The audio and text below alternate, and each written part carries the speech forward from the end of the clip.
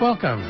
This is Dr. Michio Kaku, Professor of Theoretical Physics at the City College and the Graduate Center of the City University of New York, and this is Exploration. Every week on Exploration, we discuss the fascinating world of science and its impact on society.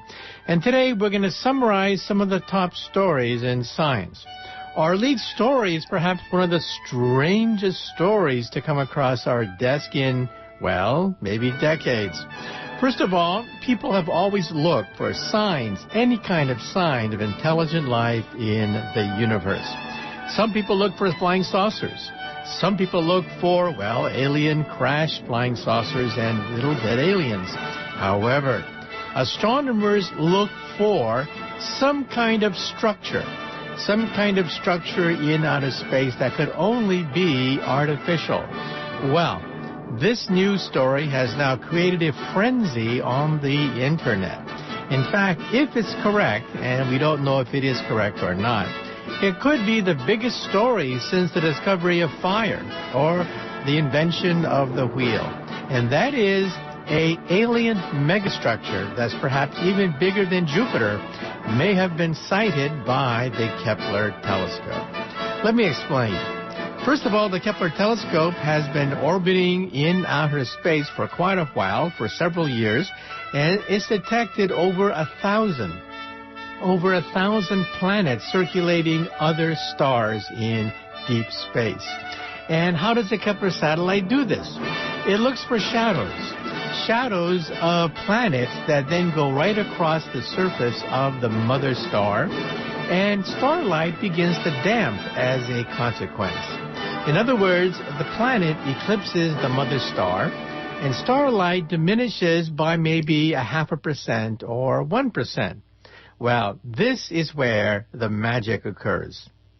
Back a few years ago, the Kepler telescope identified a star about 1,500 light years from the Earth, such that starlight dimmed not just 0.5% or 1%, but by 15%.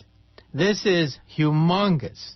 This had never, ever happened before. And a few years later, it damped once again by a factor of 22%. This is unheard of. Whoever thought that starlight could diminish by that much by an object which seemed to be, well, not natural? In some sense, maybe it was artificial because it didn't seem to be shaped like a circle. Everything in outer space that we see, large objects anyway, are basically round. However, this object may not be round, and its orbit is highly irregular. Well, this sent astronomers scrambling to the blackboard, trying to figure out what the hell is this object. Well, we'll say more about this in a few more minutes when we get right into the news of the past week. As I said before, the lead story today concerns an alien megastructure. Now, let me explain. When scientists look for signals of intelligent life in outer space, they don't look for little green men. They don't look for flying saucers. They look for two things, at least. First is radio signals that obviously imply intelligence. Radio signals that are regular rather than simply being static. Second of all, they look for alien structures, megastructures. If aliens are really out there and they're advanced, they may be able to assemble an object perhaps as big as a planet. Or they might be able to play with natural phenomena. In other words, starlight would be affected by their very presence. So far, we have found neither. I repeat, we have found neither. No evidence of any radio signals exhibiting any regularity or any message, and no alien megastructure until now. Now astronomers are scratching their head. They're wondering what the hell could be causing this.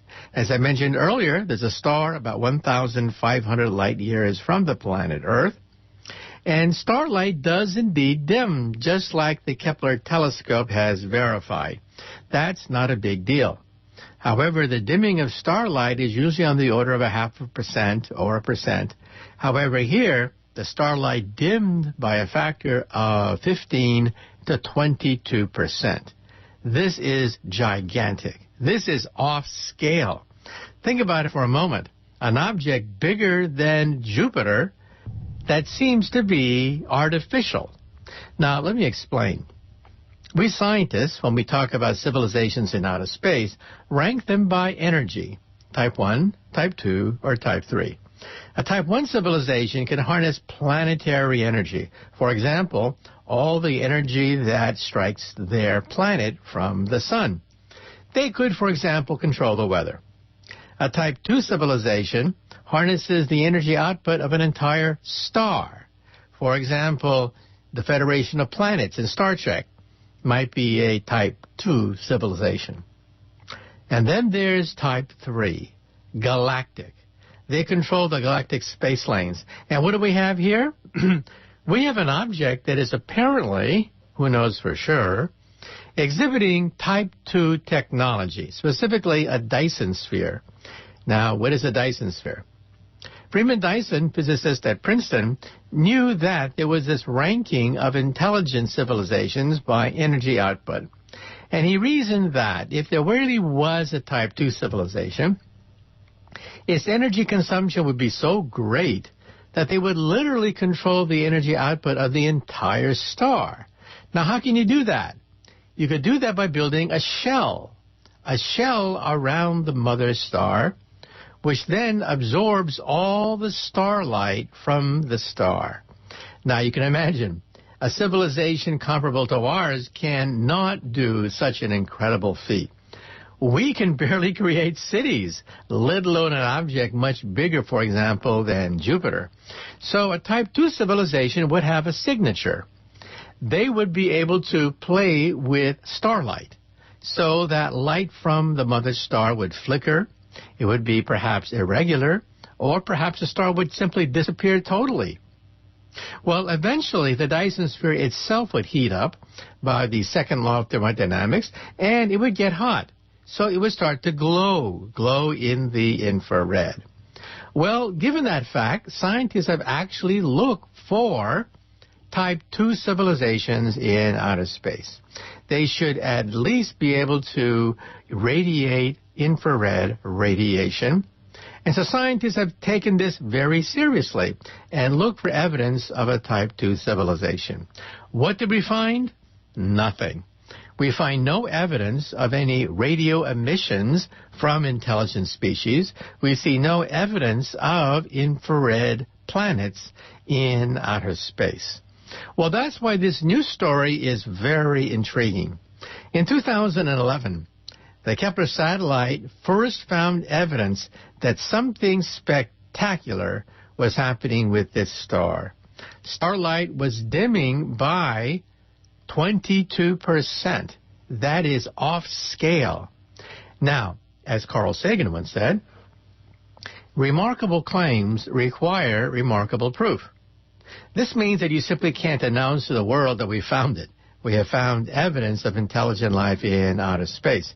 No, it doesn't work that way. Scientists are cautious revolutionaries. That is, they are very cautious until they are finally convinced that what they are sitting on is earth-shattering, then they become revolutionaries. So scientists, being conservative revolutionaries, notice this star making this tremendous change in intensity. So scientists begin to look at possible candidates. First, meteors. Well, meteors are a possibility, but they're very tiny. This object is perhaps even bigger than the planet Jupiter. So cross off meteors. What about another planet? Well, this object is even bigger than Jupiter. It would have to be huge. What about comets? Same thing applies with comets. That is, they are small objects. Well, one by one, they crossed off all possibilities until they were left with the last possibility, which is an alien structure. A structure built by a civilization perhaps thousands of years ahead of us. Now, what are we on this cosmic scale, and how long will it take for us to attain this kind of status? We are type 0 civilization. That is, we get our energy from dead plants, oil, and coal. We are nothing to brag about. Type 1 is perhaps 100 years more advanced than us. Type 2 is perhaps a few thousand years ahead of us. And Type 3 is perhaps 100,000 to maybe 1,000,000 years ahead of us. So if a civilization had the power to create some kind of sphere, some kind of solar collecting device comparable to the size of Jupiter and beyond, then we are talking about a Type 2 or a Type 3 civilization. And so scientists begin to say, oh my God, what could possibly rival the energy of a Type 2 or a Type 3 civilization? Now, there are exotic possibilities. These possibilities are extremely rare, but since we are dealing with an unprecedented phenomenon, we have to consider them. One possibility is that we have a highly irregular solar system. A solar system in which many planets can seem to coalesce in front of the mother star because of their random orbits or strange orbits, eccentric orbits around the mother star. This would help to explain why it was irregular, and also perhaps looking at the object, you would see multiple planets, and therefore starlight would dim more than just 1%. Still, it stretches the imagination to believe that you can have an object that can dim starlight by 22%. Well, another candidate is some kind of collision between comets. Maybe this object is actually quite closer to the Earth, not so far away, not orbiting right around the mother star, so it gives the impression that it's bigger than it actually is. And, as a consequence, perhaps this object is really not the size of Jupiter. Perhaps it's a comet storm, a collision of multiple comets. That is also a possibility that cannot be ruled out. Any other possibilities? Well, if you can think of one, perhaps you can have your name in lights if it turns out to be correct. In other words, we really don't know. At the present time, we are really clueless as to what natural phenomenon can account for an object that big with that particular shape and that particular characteristics. Then the next question is, what's the next step? What do you do after you find evidence that there could be an alien megastructure in outer space? The next thing to do, which wouldn't cost that much, is to focus our radio telescopes to look for any hint of intelligent life. Realize that we've been doing this, but only for a few thousand stars. Believe it or not, there are 100 billion stars in the Milky Way galaxy. And how many of them have actually been analyzed in detail? Well, you'd be shocked. Just a few thousand. A few thousand out of 100 billion stars that exist in our solar system. So we have a long ways to go before we can begin to say that we've analyzed even a significant fraction of the number of stars in the Milky Way galaxy. And what do we look for? We look for any signs of regularity. I mean, after all, the aliens don't speak English. The aliens don't use the same mathematical symbols as us. So how would we recognize a signal from an alien civilization if it were staring at us in the face? It would be regular rather than random. That is perhaps the only clue that we would have that we're literally listening in on I Love Lucy from outer space. So, any sign of regularity, any sign that is non-random, that would be the signal. And now we're going to focus our radio telescopes, instead of looking at thousands of stars in the solar system, we'll look at this particular star to see whether it has any regularity in its messages. Next, what do we do about it? Do we call them on the telephone and say, hey, here we are, brothers in the galaxy? Nope, it doesn't work that way. This star is about 1,500 light years from Earth, meaning that it would take about 1,500 years for a message to go from the Earth to this star. And once they receive the message and they send back a message from outer space, it would take another 1,500 years for us to detect it. So in other words, a two-way conversation would be basically impossible. It would take 3,000 years for a message to go from here to there and back. But perhaps the biggest criticism of this approach is, what happens if they don't use radio at all? Perhaps they view radio as archaic. I mean, for example, do we use smoke signals? Do we use smoke signals to communicate here on the planet Earth? Of course not. I mean, smoke signals are a sign of desperation when you have advanced electronics. But you have to admit that the message on a smoke signal does in fact travel at the speed of light. For example, let's say they use laser beams. If they use laser beams, they would be collimated. They would be in the optical frequencies rather than the radio frequencies. And basically, we wouldn't know. We wouldn't even know that we were staring at a message right in front of our eyes because we would not have the instruments that are focused in on the optical frequencies, that are focused in on the characteristics of laser light.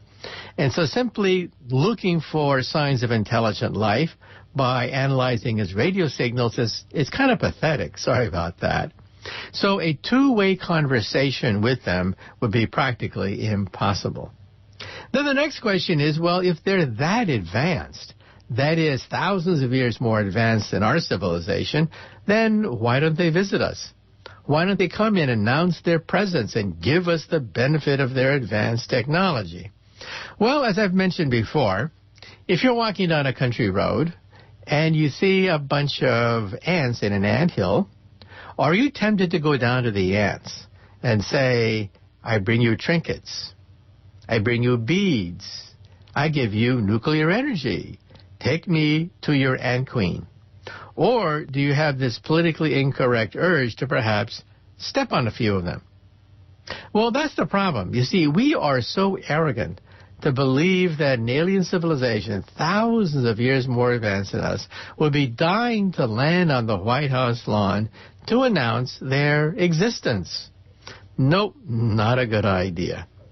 And then we have the position of my colleague, Stephen Hawking, who says that why even bother to try to make contact with intelligent life in the universe, because chances are they're going to be evil. And if they're evil, the first thing they want to do is take us over. I mean, an example he cited was the conquistadors. What did they do to the Aztec Empire? They destroyed it. They plundered the Aztec Empire. An empire that took thousands of years to rise from the forest was essentially wiped out within just a few matter of months. They could do the same thing to us. And so it's dangerous to make contact with intelligent life in outer space. So says Stephen Hawking and others. My particular point of view is that, well, we should not advertise our existence to aliens in outer space. But, hey, we've been admitting I Love Lucy of our own for the last 50 years into space. My personal attitude is that we should not go out of our way to advertise our existence in the universe. Of course, during the days of the Pioneer spacecraft, they actually put a medallion on the spacecraft giving the coordinates of the planet Earth, giving a description of life on the planet Earth, and any alien which picked up this medallion could easily triangulate and easily figure out where we are located.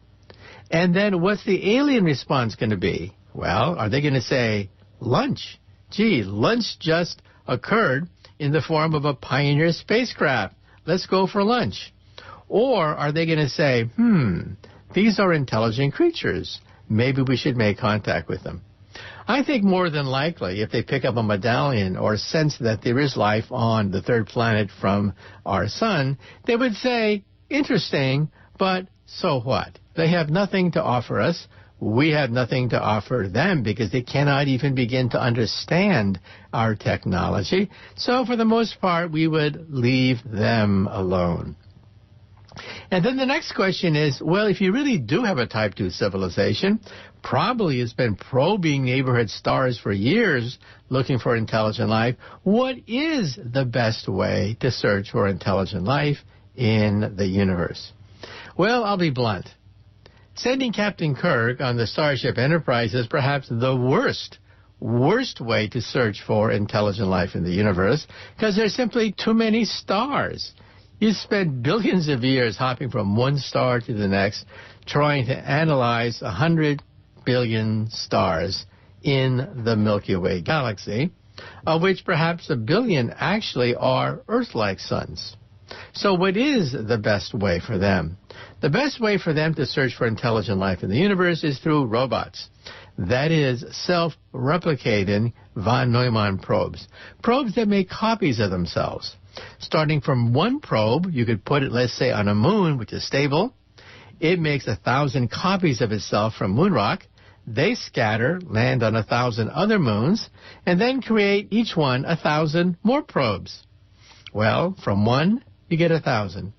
Then from 1,000, you get 1 million, 1 billion, trillion, quadrillion.